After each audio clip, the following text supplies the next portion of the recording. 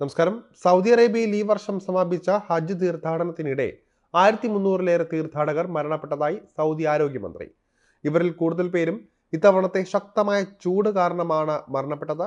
നിയമവിരുദ്ധമായി മക്കയിലെത്തിയവരാണ് മരണപ്പെട്ടതിൽ 83% ആരോഗ്യമന്ത്രി ഫഹദ് അൽ ജലാജിൽ പറഞ്ഞു.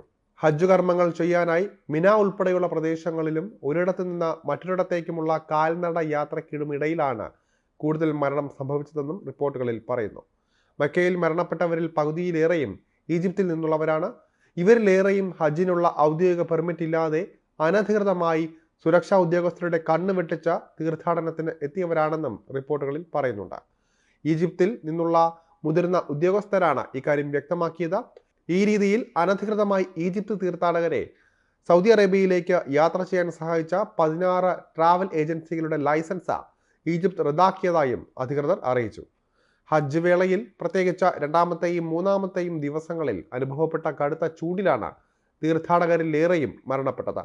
ഹജ്ജ് പെർമിറ്റ് എടുത്ത് ശരിയായ രീതിയിൽ എത്തിയ തീർത്ഥാടകർക്ക് ആവശ്യമായ വെള്ളം, കുടകൾ, താമസ സൗകര്യങ്ങൾ, പുണ്യസ്ഥലങ്ങളിലേക്ക് സഞ്ചരിക്കാൻ വാഹനങ്ങൾ തുടങ്ങിയ സൗകര്യങ്ങൾ അധികൃതർ ഒരുക്കിയിരുന്നു.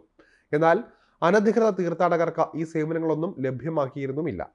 കടുത്ത ചൂടിൽ വാഹനങ്ങൾ ലഭിക്കാതെ നടക്കേണ്ടി വന്നതും നല്ല താമസ സ്ഥലങ്ങൾ ലഭിക്കാതിരുന്നതും ഇവരുടെ മരണത്തിന്റെ ആക്കം കൂട്ടി എന്നാണ് റിപ്പോർട്ടുകൾ. ഇത്തവണത്തെ ശക്തമായ ചൂടുൾപ്പെടെയുള്ള വെല്ലുവിളികൾ പരിഗണിച്ച ഔദ്യോഗിക ഹജ്ജ് പെർമിറ്റ് ഉള്ളവർക്ക് മാത്രമേ ഹജ്ജ് ചെയ്യാൻ അനുമതി നൽകൂ എന്ന് അധികൃതർ വ്യക്തമാക്കിയിരുന്നതാണ്.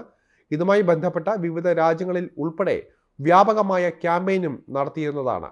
ഹജ്ജ് തീർത്ഥാടകർക്ക് ആവശ്യമായ സേവനങ്ങൾ നൽകാൻ കഴിയണമെങ്കിൽ ഇത് അനിവാര്യമാണെന്നും അധികൃതർ നേരത്തെ തന്നെ മുൻകൂട്ടി അറിയിച്ചിട്ടുള്ളതാണ്. എന്നാൽ സുരക്ഷാ ഉദ്യോഗസ്ഥരുടെ കണ്ണ് വെട്ടിച്ച് ആയിരക്കണക്കിന് ആളുകൾ നിയമവിരുദ്ധമായി ഹജ്ജ് ചെയ്യാൻ എത്തിയിരുന്നു. ഇവരിൽ നിരവധി പേരെ സുരക്ഷാ സേന പിടികൂടി പുറത്താക്കുകയും ചെയ്തിട്ടുണ്ട്. നിയമവിരുദ്ധമായി മക്കയിലെത്തിയതിൽ കൂടുതൽ പേരും ഈജിപ്തിൽ നിന്നുള്ളവരാണെന്ന് തിരിച്ചറിയുകയായിരുന്നു. ഇവരിൽ പലരും കാൽനടയായിട്ടാണ് മക്കയിൽ പ്രവേശിച്ചത്. മരണപ്പെട്ടവരിൽ ഇന്തോനേഷ്യയിൽ നിന്നുള്ള 165 തീർത്ഥാടകരും ഇന്ത്യയിൽ നിന്നുള്ള 98 പേരും Jordan, Tunisia, Morocco, Algeria, Malaysia എന്നിവിടങ്ങളിൽ നിന്നുള്ള ഡസൻ കണക്കിന് തീർത്ഥാടകരും ഉൾപ്പെടുന്നുവെന്നാണ് റിപ്പോർട്ടുകളിൽ പറയുന്നത്. 2 US തീർത്ഥാടകർ മരിച്ചതായും റിപ്പോർട്ടുണ്ട്.